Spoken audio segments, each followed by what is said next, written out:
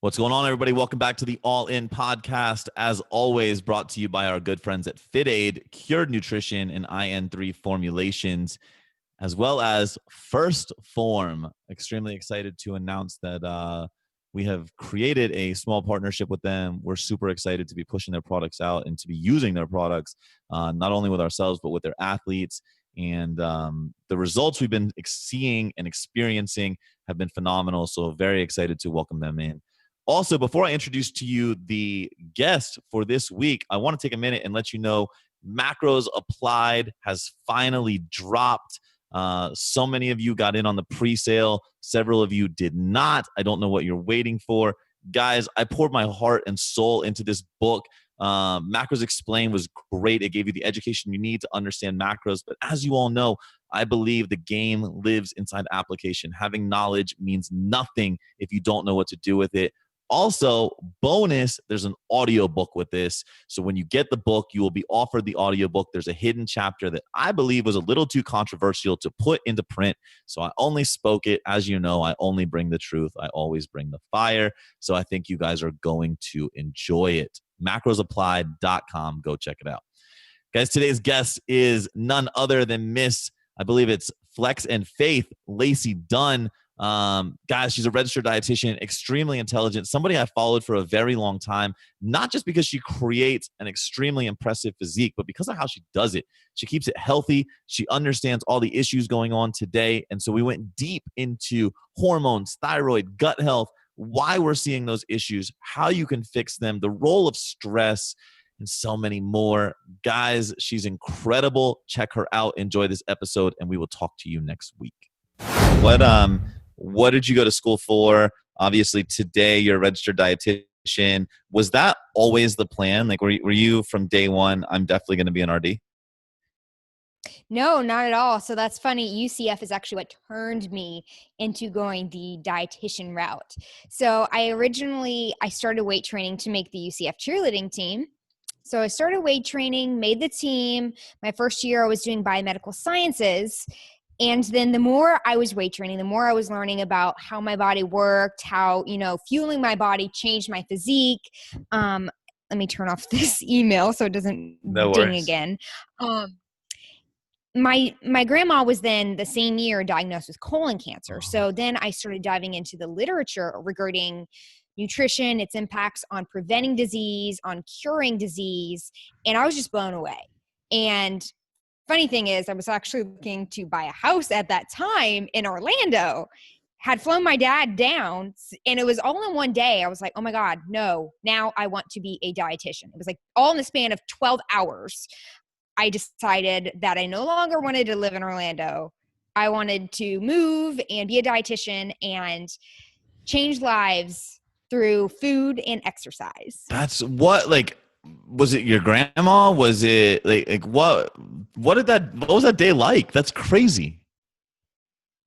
It really was looking into the literature and just kind of like, I had been praying for a long amount of time. And I just remember sitting in class. I was sitting in one of my biology 2 classes. And we were doing something in regards to how different species change and evolve over time. And it was just out of the blue. It was like, what am I doing here? I was like, I don't want to be in a lab anymore. I want to be with people. I want to be interacting with people. And it was a snap. It was kind of like God being like, all right, you're getting with it. Let's go. And I was like, okay, I got you. That's crazy. But it was very funny. It was all in the span of 12 hours. My dad had flown in. We looked at houses. I was going to purchase a house, and it was all in the span of 12 hours. And I remember taking him to a basketball game, and he looked at me. He goes, "You realize you brought me down here to help you buy a house, and now you're changing your mind." And I was like, "Yeah, I know." So you decide dietitian, and I don't know, does UCF not have an RD route, or? Gotcha. So did you transfer schools? I did transfer schools, and I lived out of my suitcase for about 4 months. Oh, wow. So talk me through that. Where did you transfer to? What was the whole catalyst into living out of a suitcase? Where were you living? So I transferred over to University of Georgia, UGA in Athens. And essentially I had thought my credits were going to transfer, and they weren't. And they said, when I arrived at my orientation, they said, unless you start this class next week. So I had basically 3 days. They said, unless you start this class, you're going to be behind a full year because we do not offer this class every single semester. Okay. And I was like, oh my God, all my stuff is back in Orlando. And I was like, I don't have a choice. So I left all my stuff in Orlando and I lived in Athens for of course I could have taken an 8-hour drive to go get it, but I didn't. So I lived out of a suitcase. I apartment hopped. Luckily my sister, she knew people and had friends. So I just apartment hopped from apartment to apartment, like every 2 weeks, living out of a suitcase. But hey, I actually prepped for a show at that time too. That's crazy. So you prep for a show while you were apartment hopping, while you're at a new school, in a new major, like your life was just flipped upside down. It was. But I kind of thrive on that, I think. Right. I think type A people tend to thrive in chaos. So that's insane. Okay. So did you finish your undergrad at Georgia? I finished my undergrad at Georgia. Then I got matched in Houston, Texas at Texas Women's. Okay. Then I have just completed that. I finished that in July, got my master's in December, and here we are. Awesome. That's amazing. And so it's kind of, it's rare, I think. Like, I don't know too many registered dietitians in the physique space or, on that side of things. And I think that there's, as nutrition coaching becomes a more and more popular career choice for a lot of people, I always appreciate those that are extremely educated. And so I'm interested, how did that education differ from what you see applied today? Because a lot of people ask me the question, why not go get your RD? Like, you'd be able to do so much more in the space. And I've always said that I fundamentally disagree with a lot of the things inside of the program. So I'm interested to get your take and how you've been able to kind of cross-pollinate and build your own application. Yeah. So, I think it's very confusing on what RDs are taught. Yes. And I wouldn't say that somebody needs to be an RD to be a nutrition coach. Agreed. I wouldn't say that. I am very happy with what I've learned in my undergrad and what I've learned in my master's. But in the end, when you go to become an RD, it's very, very much clinical based, which helps me out in regards to looking at labs, knowing different disorders, knowing, what we can change in regards to somebody's metabolism. But we don't go over macros whatsoever. Right. No. That's something that I have learned on my own. And so in regards to becoming an RD, it wouldn't be beneficial unless you want to go into the realm of working in a hospital or working with a professional sports team or something.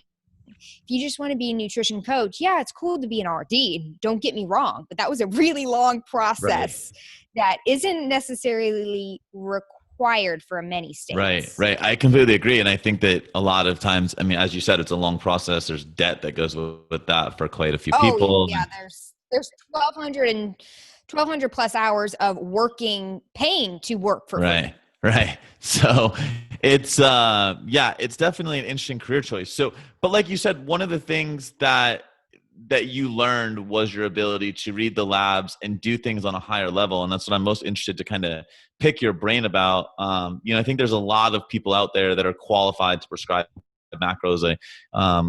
You work with Paul, right? I think that like, there's a lot of really, I don't know if you work with him, but I know you guys have like done stuff together. Like there's Paul, there's Lane, there's yourself, there's literally endless numbers of people that can prescribe macros. And then in my opinion, they're all pretty good. There's a lot of good coaches these days. Yeah. Like, I mean, the space is far different today in 2019 than it was in 2009, right? 10 years ago. And I'm old and I was around to see it. So, the one thing that I would say, we're seeing today a lot more of is those hormone dysfunctions, because I think that circa 2009, 2010, there were a lot of really poor coaches, and there were very bad programs being given, and metabolic adaptation was not discussed. Hormonal impacts were not discussed. A lot of it was swept under the rug, really due to a lack of education. And so here we are today. I think we're dealing with stuff from the past. Being an RD, number one, what are the things that you see coming to you the most? And then number two, let's get into kind of how we can fix those things. Yeah, so I see a lot of digestive issues, frequent and excessive bloating. I see a lot of estrogen dominance, people who have altered HPA axis. So a lot of people who have amenorrhea, loss of their menstrual cycle. And then I see recently a lot of thyroid disorders, a lot of hypothyroidism, a lot of Hashimoto's disease. Interesting. So a lot of things that I see are all connected to inflammation, to overworking and stress. So I'm seeing a lot of that. So let's start with the digestion, because I see a lot of bloating too, and I believe gut health. Ironically, I was just talking to some guys that do camps for the UFC, and we were talking about gut health, and everybody says the gut is the second brain, and we were kind of going back and forth saying like the gut might be the first brain. Like the brain might actually be secondary to the gut. And so I'm really interested to know, why do you feel like we're seeing just a prevalence of GI issues today, and bloating and distension and things that we weren't hearing as much of 10 years ago? Do you think people are just now starting to talk about it, or do you think that something different is happening in the space? I definitely think it's becoming fancy to talk about it, and we've definitely seen a lot of studies, but people are like, how people find there's a new topic and they take a hold of it and they run with it. Oh yeah, I think that's what's happening, and it's becoming a fad. Gut health is becoming a fad, and we don't know enough to make it a fad yet. We don't know enough about probiotics to start spewing out to take X probiotic because of this, or we don't know enough yet about artificial sweeteners to say, they're going to do exactly this to our gut and this to our body. So we have to be careful with how we talk about different studies. But I think in regards to the reason it's more prevalent these days is honestly how we grew up. So if you think about it, when you were younger, there were less like Purells, antibacterial things. You were more allowed in the dirt. Yes. You were allowed to play around. Yeah, exactly. When you grew up, I'm pretty sure, even when I grew up, I was allowed to roll around. Wait, did you just call me old on my own podcast? That was like a really subtle way of calling me old. That's okay. No. No. Me after my birthday, I'm just thinking of I'm grouping myself into getting old here. So I'm in your group now. Welcome to my category. Thank you. So and then these days, little kids, like these 5-year-olds, they're not going outside. They're always sheltered. So they're being less they're not getting touch and contact with all these different viruses and bacteria. And, we could chat about the whole vaccine situation, which I'm not going to, but people are not getting experience with these microbes. There's a huge prevalence of disease spiked up because they're not able to fight it. And what we don't know, and what a lot of people don't know, is the first thing you touch, like as a child, is what essentially starts your microbiome. So you have microbiomes on your skin, in your gut, in your around your hair, everywhere. So we have different microbes and different ecological systems there. How you're born is also, how you're born, whether it's C-section or natural, and then of course the first person that holds you. So all these things are affected by the microbiome, but I think very much so it's how we're raised nowadays that's really starting to change our microbiome, as well as the foods that we're eating. Interesting. Yeah, I agree. I think that there's so much like fascination with the microbiome right now. It's, I can't wait to learn more about it. I think we're just literally beginning to scratch the surface. Mm-hmm. I think, another 10 years from now, we'll probably start to understand a fraction of what we'll ever understand, but I agree. So when we talk about gut health issues presenting themselves, and like you said, it's really becoming a trendy name to talk about gut health and to be a quote unquote gut health expert. When we're discussing that, like what are the big areas where people are messing up the most, and what are you kind of prescribing, if you will, the most with your clients to kind of clean that up? Yeah, I think the biggest thing that people are doing wrong are just trying to do these things themselves and following people who don't know what they're talking about, like J-Lo or Jennifer Aniston or one of their favorite celebrities, and doing whatever they're doing to try and fix their problem. And they're trying to find the quick fix when what they need to do is work with a professional or do an elimination diet following a specific protocol to figure out what specific food is causing them issues, not just a food group. Because I'm sure, as you have seen, what people do is they're like, oh my God, it's dairy.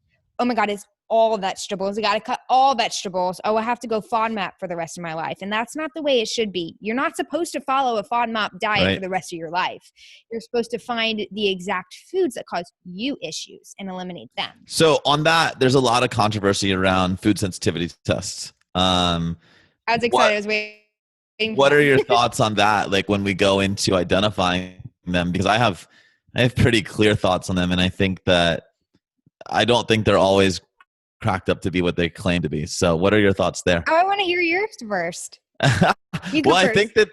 I think there's different categories, right? I think something like an MRT, I disagree with the method being used, because I don't think there's, like, when you actually dig into how they're testing for the food sensitivities, there's zero practical application to how that would be in real life.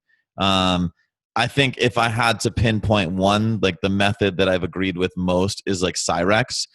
They seem to be at least like somewhat viable. But I'll tell you this, like scientifically, when I look at it, I don't see a lot of validation. I don't see the methods used being, what's the right word I'm looking for, being super valid.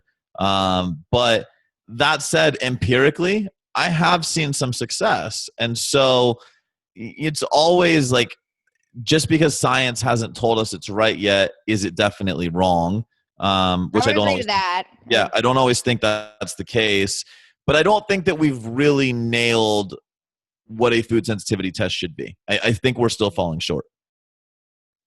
Yeah, I would agree. And I think there's like a catch-22 on a reason why they're less valid these days, but I definitely in agreement that food sensitivity tests that are using IgG markers are not valid. They are not accurate, and they should not be used to diagnose, definitely not food allergies and definitely not food sensitivities. I think they can be used in conjunction with an elimination diet and using a food journal. I think they can be beneficial that way. But a lot of people, they don't know, and they forget that what the IgG is essentially doing is, it's a marker of the antibodies created based on a food that you eat. So if you eat a bunch of egg whites a lot of time, then of course those antibodies are going to be increased because you've had that food borne. Absolutely. That makes perfect sense to me.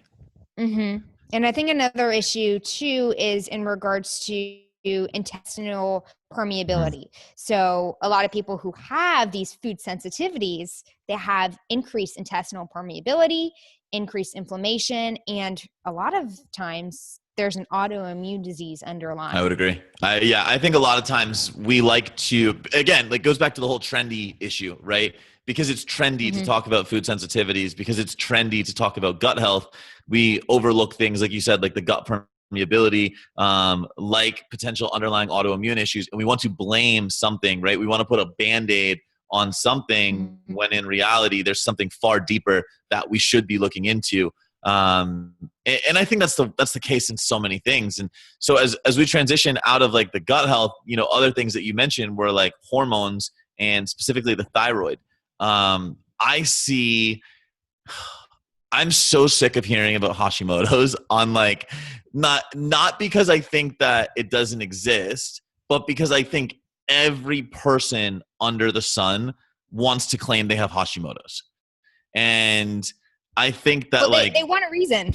yes. And I think that like the doctors want to just like, they don't want to deal with what is potentially a difficult case. So they're like, oh, well, you have Hashimoto's. So like, what are you seeing from like the thyroid perspective? And like, where do you feel like we're at as a culture with that? Oh, well, in regards to thyroid, I think we're seeing there are a lot of conventional doctors that are still stuck in the whole, let's just check TSH. If TSH is fine, then we're good. I think that's an issue. I actually had a somewhat fight. I got in trouble in my clinical rotation with a doctor about that. But that's well, you the can't issue tell us is that. both. You can't tell us that and not tell the story. So I was in ICU and we were going over this patient that I remember it was just, we were talking about parental nutrition. So IV nutrition. And he was like, I can't do his accent, but he was saying, have you checked his TSH to one of the medical residents? And I was like, I didn't say anything at first. And they were like, no, we haven't checked his TSH yet. And he was like, I just want to make sure he doesn't have hypothyroidism or a thyroid condition. And I was like, do you mind if I ask a question? He was like, sure. I was like, why would you just check TSH? And he's like, because that's the marker that we check for thyroid disorders. And I was like, but TSH is just in regards to a pituitary marker. We need to make sure that we check his thyroid levels and what's actually active in his body. And he was like, we could further discuss this later. And I was like, oh crap. Well, like, you put him on the spot, right? Doctors hate to be challenged. And so, I mean, that's always my issue with the medical community is very few medical professionals do I ever run into that are open to having an intelligent discussion. They want to be right and they want to be right all the time. It's not a knock on the medical community as a whole, but that's just my experience. So, and you have way more experience in the medical setting. So maybe you've had a different experience, but I've been on hormone replacement since I was 19 and my own endocrinologist. Oh, wow. Yeah. Like I don't know how much you know about my story. Like I was anorexic and basically my testosterone levels tanked. And so I've been on hormone replacement since 19. Okay. And so like my endo that I was seeing in Virginia, literally just the prescription he wanted to give me was so bad. And I was like educating him as to why it was such a bad idea. And everything I said, he's like, oh, okay. Oh, okay. And I walked out of there having basically written my own prescription. And like, I'm fortunate that I've educated myself enough to be able to do it, but that's again, like that's the medical community. So, anyway, so people are relying too much on TSH and I believe they should be looking at other markers. What markers are you recommending that people look at? In regards to any thyroid disorder, you want to check TSH, free T4, free T3, reverse T3. And of course, if you're thinking it's like Hashimoto's or autoimmune, TPO antibodies. So definitely those are the markers, but I always say do a comprehensive metabolic panel, check your vitamin D, check your iron levels, folate, B12, make sure that you're doing everything you can in regards to looking for inflammation as well. So let's go into that because I think that I agree. Like there's a lot of things that you need to look at in association with the thyroid, but let's arbitrarily say somebody has a legit thyroid issue. Why are we seeing so many supposed thyroid issues? And when we do see thyroid issues, what are you recommending as the fix? Because saying to somebody like, hey, just take this Cytomel, like not the best answer, right? So walk us into that. I mean, first and foremost, just like gut health, why are we seeing it be so prevalent today? In regards, so there's two different things. So in regards to, I think why we're seeing more Hashimoto's is we're having more environmental toxins. We're having more increased stress in people's lives and things that are really causing people's autoimmune conditions to spark. So if somebody has an autoimmune disease, that can lay in remission or that can just not spark up until they reach a certain amount of toxicity or inflammation, and then it spirals under control. So I think that's what's happening is people are too stressed, there's too many toxins, and the body is not able to handle it. And so that's when we start seeing autoimmune conditions like Hashimoto's pop up. In regards to hypothyroidism, I think the reason I'm seeing it more in regards to physique athletes. Yes. And of course, I think it's because a lot of them have been under eating, over exercising, and tanked the crap out of their thyroid. I completely agree. I mean, I'm a proponent of saying that, like, especially training modalities now in Western culture are 10x what they were 10 years ago, right? And some people want to blame CrossFit. I believe CrossFit has a large degree of that. But, you know, I always make the joke at seminars, you know, 10 years ago, if you would have said to a bodybuilder, like, I'm doing an AMRAP, they would have been like, fuck you, CrossFitter, get out of here. And like, if you say to a bodybuilder now, like, I'm doing an EMOM or an AMRAP, like, it's just common, like, it's just colloquial, right? Like, people just use that. And so training modalities have increased in intensity. Obviously stressors in Western culture, like you said, environmental toxins, and yet we expect ourselves to create the same rate of adaptation. And unfortunately, the human body just wasn't designed like that. So, but here's the conundrum is you get overweight people coming to you that previously had lost weight on said low-calorie diet and said overtraining program. And now us as coaches, we're having to tell them the solution is to do less and to eat more and to potentially gain weight on the front end before you're ever going to lose weight on the back end. How, like, there's a lot of coaches that I know listen to this podcast. How in the hell do you handle that?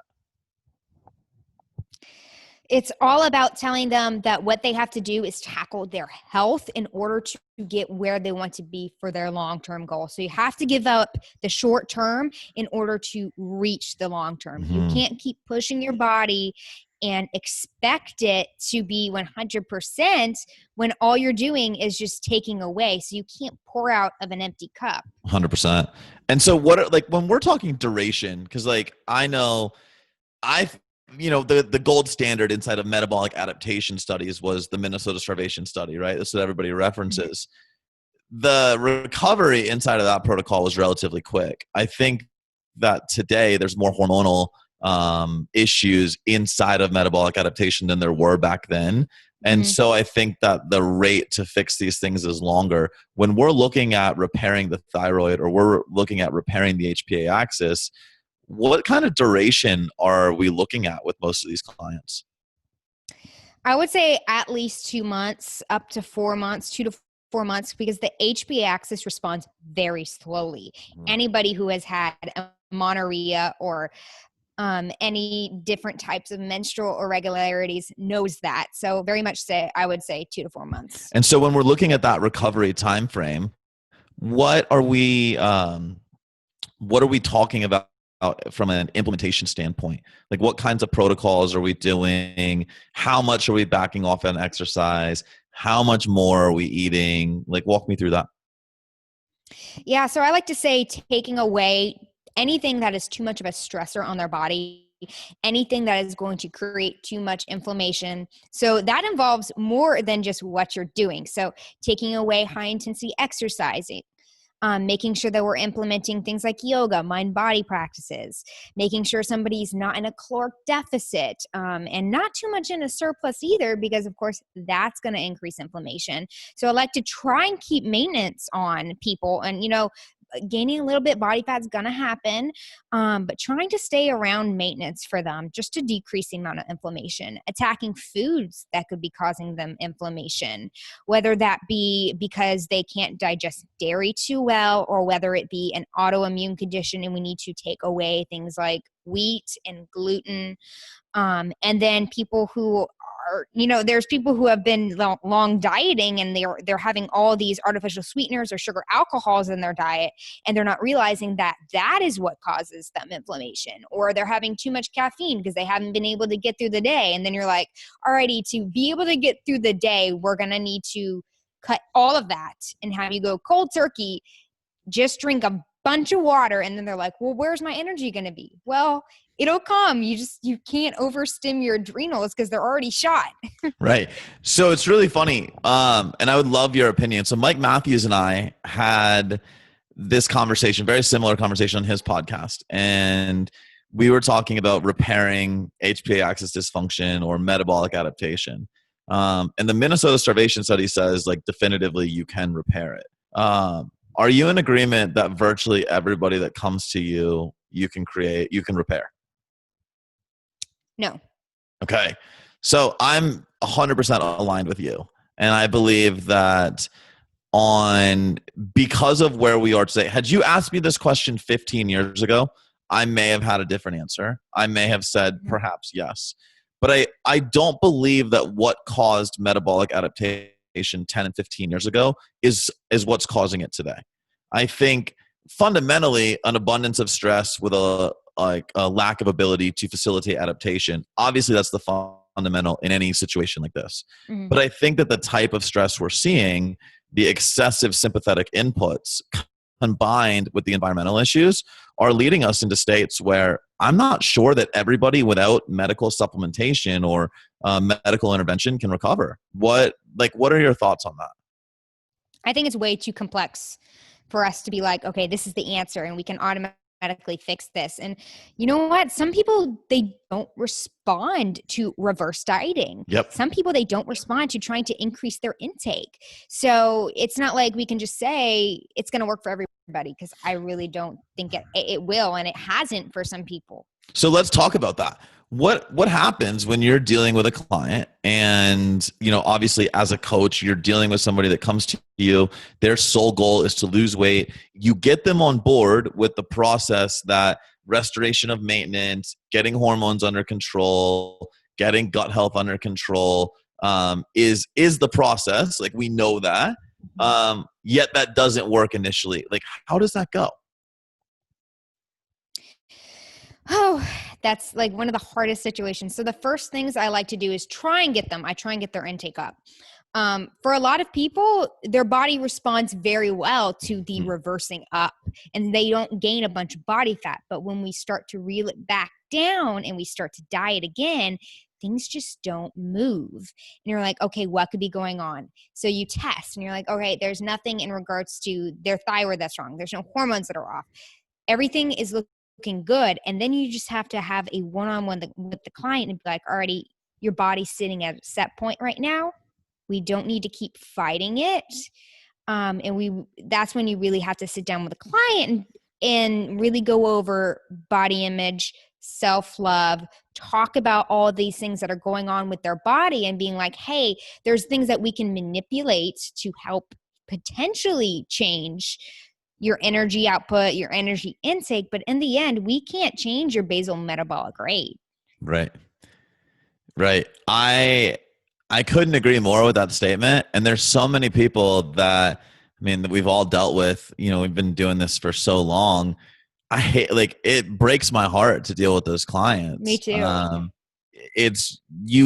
think that sometimes clients forget we as coaches want results for them just as bad, if not worse, than they do. Number one, we're all fortunate enough that we've created results ourselves and we know what it's like to be able to create positive change, and we recognize the power that comes with that.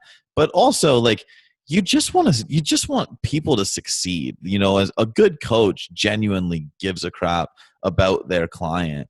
And, it's a painful process to go through. But I'm glad that you pointed that out, because I think some coaches will literally, they make guarantees. And I think that you can't guarantee anything in this space. Just because you've dieted down and gotten stage ready before doesn't mean your body wants to go there again. And the body is I love that you said it's too complex for us to really know, because I believe the body is such a complex thing that we don't even fully, I don't even think we've scratched the surface on understanding everything that we'll ever understand about the body. And so I just think it's so important that we recognize that. And I good on you for being able to admit that. Yeah. And you know what? The reason I'm very happy to admit that I'm not a genius. I know sometimes I don't know what's going on and I need to refer out or say, hey, I don't know. And a lot of it absolutely disgusts me what a lot of coaches do, because their clients come to me. And then sometimes I'm like, oh, I don't even know. But these clients are being told there's something that you are doing wrong, and that's the reason you're not That's getting the worst results. part. And I'm like, what the actual hell? Yep. Like, no. It angers me so much because so many of these people are doing every single thing that they possibly can to reach their goals. They're putting in the work. They're eating right. They're even, some people are like to a T spreading out their protein. So it's just really frustrating to see that. So I think what a lot of coaches, and I think a lot of other coaches, because I listen to your podcast, listen to this podcast, the best thing you can do is just be honest and open. And if you don't know something, just freaking say it. Yeah, we talk about all the time at NCI, the 3 most powerful words that you possess as a coach are I don't know. And I think that saying that to a client and telling them like, hey, I don't know the answer. Number one, I'll look it up for you. But like, instead of trying to bullshit your client and tell them that that the answers that you don't, what you really need to do is just tell them, hey, I don't know. And that's probably going to earn you a lot of trust long term. So I think that's where a lot of people need to be going with things. So, let's kind of take a step out of the whole hormonal realm, gut health realm, and let's talk quote unquote normal people. There's so much, I don't want to say controversy, because I don't think it's that controversial anymore. But there's a lot of talk right now, keto, fasting, like in the physique world and out of the physique world. What is your take right now as to where that sits societally? And how much are you implementing of those things as a coach, if at all? I think keto, fasting, anything that sounds cool is actually more prevalent in normal people. So everybody sees something and it looks sparkly and new and they want to grab hold of it. They want a quick fix. They want a reason that they can't see results and lose weight. They want a reason for them not being able to get where they want to be. So a lot of people are grabbing hold, thinking it's going to make a huge difference. And in the end, really, it's probably not going to make much of a difference. So keto is great for metabolic disorders. It's fantastic for epilepsy. There's a lot on keto. There's a lot on fasting. There's a lot on caloric restriction. We don't know enough to where, they're saying, fasting may be good for longevity. Fasting may decrease inflammation. Fasting may be beneficial for preserving muscle mass or when in dieting. But we don't know enough because we haven't done enough studies that are actually clinical trials that have been actually controlled in the right way to be able to make these claims. So a lot of these claims that anybody is making on all these different diets, they're very much observational studies. And nobody in the normal, quote unquote, normal people world knows that. They don't know how to read research. They don't know that just because they looked at these different populations and came to some conclusion that this is what works. They don't know that there's so many different factors that could be influencing that. Well, I completely agree. I mean, I think I love marketing, because I own businesses and I understand the power that marketing can bring, but I hate marketing because I believe it's the root of so many nutritional issues in our society. I mean, I remember when I first got into internet marketing, I was sitting in a mastermind and this guy was like, dude, you just need to write a prescription for everybody in this room. If I had a gun to your head, I guarantee you could do it. And I'm like, no, I couldn't. You don't understand. The way my brain works is I want to ask you 50 questions before I get into writing your plan. And I'm like, so I don't comprehend it. And then literally a week later, I see this, eat, stop, eat, then this zero to shredded, and it's it has a fast day and a cheat day, and I'm like, it's so sexy to the average person to say I want to have a cheat day where I can eat whatever I want. Actually, let's go into that rabbit hole, because you work in the registered dietitian crowd, so you can work with eating disorders. I'm formerly eating disordered, and I have very distinct views on cheat meals and cheat days. What are your thoughts of those inside of a program, both from an application standpoint, from efficacy, but also from a mental standpoint? So I am not a fan of calling any type of meal a cheat meal, because that just means, and that's putting food into a good or bad category. And I'm all about maintaining and having a healthy relationship with food. And you know what? Sometimes I even think that macros can be terrible for people. So I'm a firm believer in untracked meals and free meals, and utilizing refeeds if you want metabolic advantage. I'm a firm believer in using refeeds, and not a one-day refeed, because one-day refeeds, as we know, are not the way to go. They don't really give us an advantage. So 2-day refeeds, let me pause you right there and ask you, because I agree with you. Scientifically, there's no hormonal advantage. There's no hormonal restoration from a one-day refeed.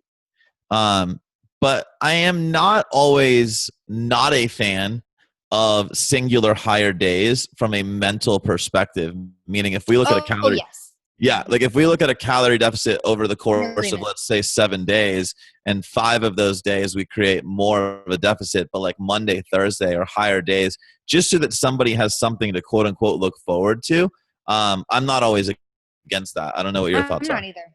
Awesome. No, I'm in so agreement.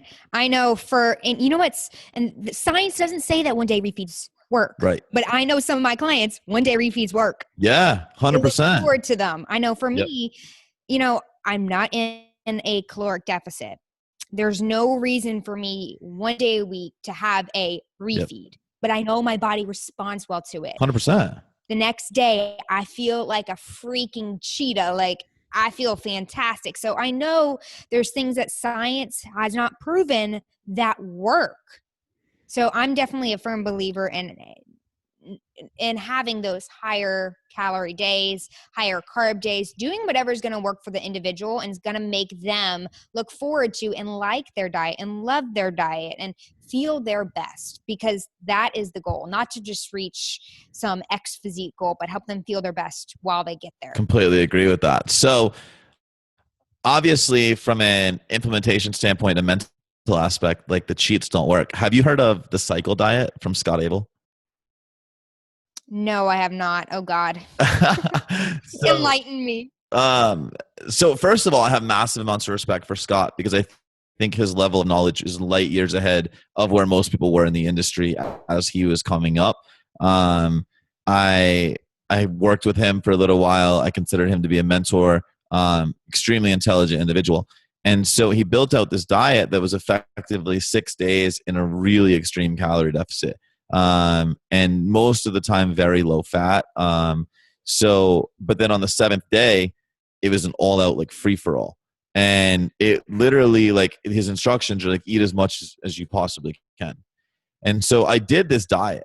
And like, when we talk about health status, I was walking around as a male with like shredded glutes, like lines in my ass, walking around. Like, that's not normal. Like, guys don't get that till the tail end of prep. And that's not supposed to be how you walk around functioning year round.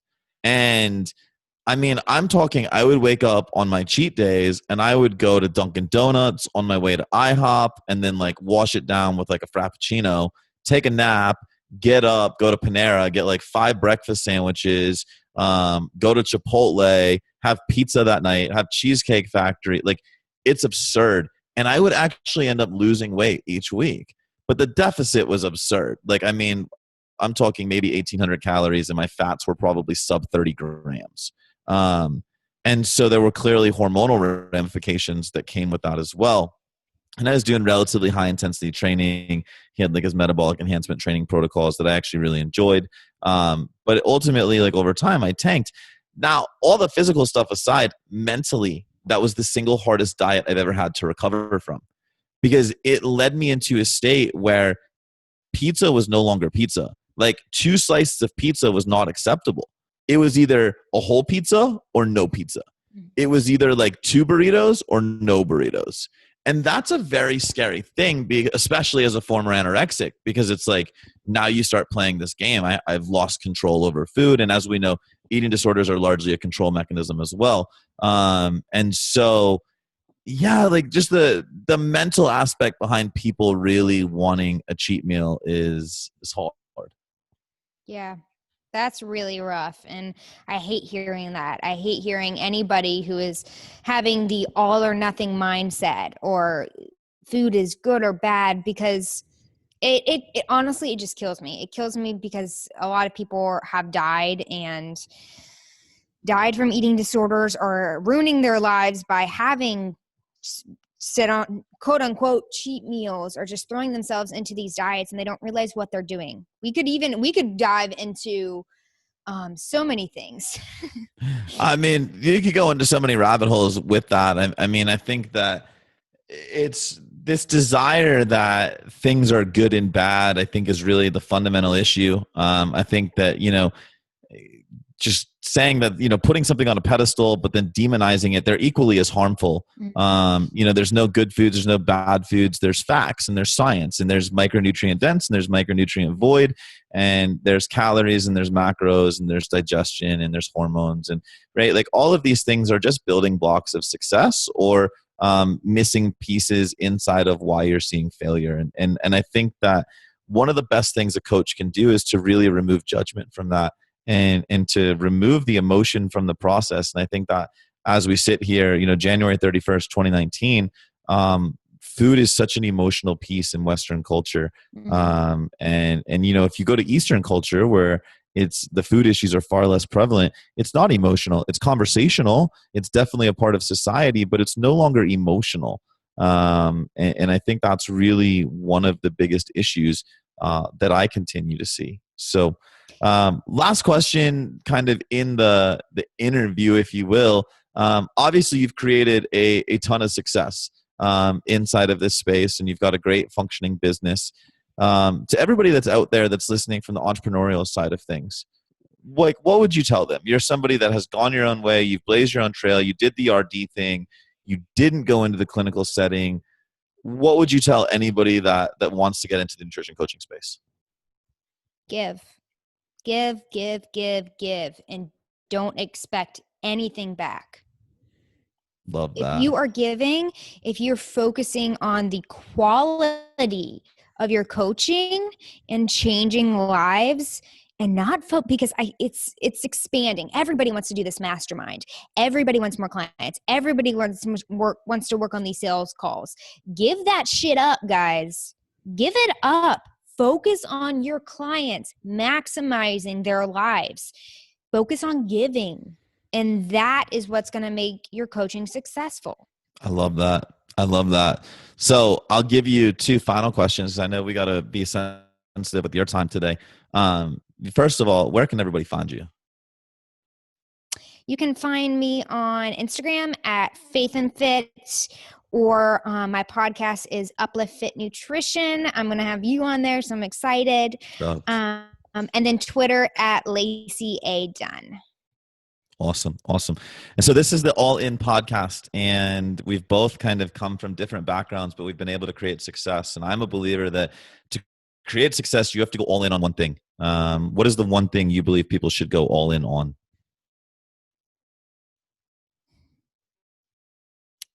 Their faith. And, some people would be like, okay, she's a Christian, so she's going to say that. But I firmly believe if you have a firm goal and you have a passion in your heart, it is there for a reason, and that's because God gave it to you. And if you are on his path, then you are going to succeed. Not your path. Don't go on your path. Go on his path. And you are going to succeed. I love that. And, as a lot of my followers know, I am not an overly religious person, but I can echo that. And I can tell you that there are influences in this life that we need to listen to. And so I have all the love and all the respect for that statement. And I believe everybody should listen up and absolutely go all in on it, because clearly it has brought you success. It's brought me success. It's brought all the successful people's success. So I love it. And, more than anything, I'm so thankful for your time. It's, I know it's kind of been hard to get this thing scheduled. I know we've had craziness, and I had my move, and it's super cold in Texas right now. So I appreciate you braving the 50-degree elements and being here with us. But no, it's really, really respect what you do, Lacey. Really excited to see what you continue to do in this industry, and really appreciate you coming on today. Well, thank you. Just one last thing I want to mention, because we've said something about success. Because I've been thinking about it, and I've been listening to Elevation Church recently, and just with anybody who has a goal, and you think if you want to be successful, really dig deep and ask yourself, is this marker of success really going to bring me happiness, or is it just going to bring an outward status? So is it more money? Is it more clients? Is it more followers? Is that really going to bring you joy in your life? Because for a lot of people, no. I completely agree. agree. Really focus on what's going to bring you joy, and that is going to bring you success. And give other people joy. That's going to give you joy. That's about it. Just wanted to say that. No, 100%. Mic drop. The end. I love it. No, seriously, I couldn't agree more. I think that far too many people are pandering to the attention and the desires of others and the thoughts of others. And I think that they need to go all in on themselves and really do the things they want to do because they want to do them, not because of some perceived praise that they will get. And I just extremely well stated. So thank you for bringing that to the forefront, and thanks for all the value and knowledge you brought today. I know people are going to get a lot from this. And guys, if you have questions, follow her. And she's a phenomenal resource in this space, and one of the few people I really look up to inside of getting more knowledge for myself. So we will, thank you. guys. It was an honor. Yeah. Oh no, you're so welcome. For Podcast Nation out there, we will talk to you guys next week.